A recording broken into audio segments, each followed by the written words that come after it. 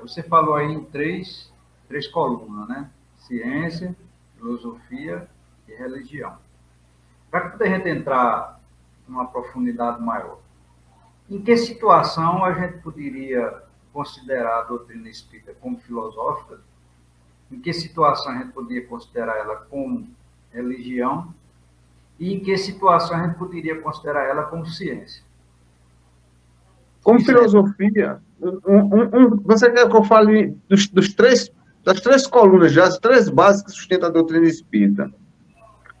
Como filosofia, é preciso que a gente entenda. A doutrina espírita, e o nome filosofia já fala por si só, nos coloca a raciocinar, a pensar, a refletir. Né? Não é uma fé cega, não é porque o dirigente da casa ou o palestrante está falando, não. E o que eu acho interessante na doutrina espírita é que você pode fazer uma palestra e depois ser questionado. Lógico, sem se aborrecer com isso, porque a gente vive em escalas evolutivas diferentes. O que um compreende com muita facilidade, o outro pode não compreender e questionar.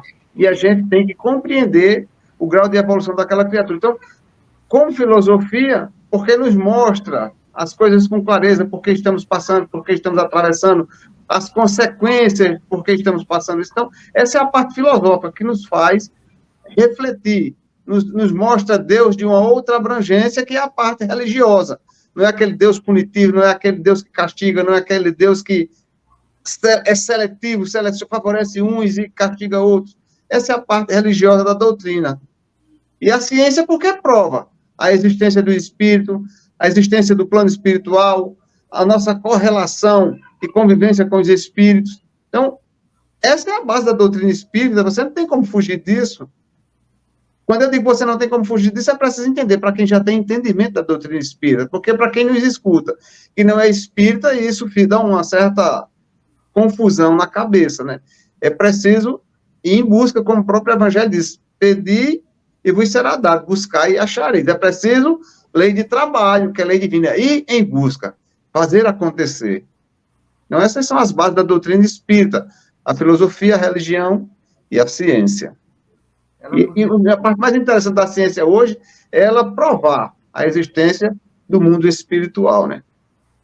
E também a ciência, ela prova o estudo dos fenômenos dos espíritos, a fenomenologia, né, dos espíritos, não é isso?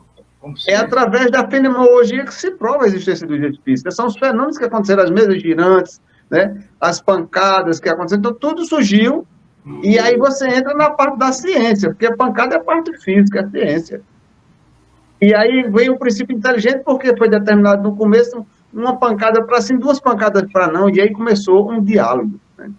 E assim foi surgindo a parte científica da doutrina, que hoje é muito mais abrangente, né? Então a gente viu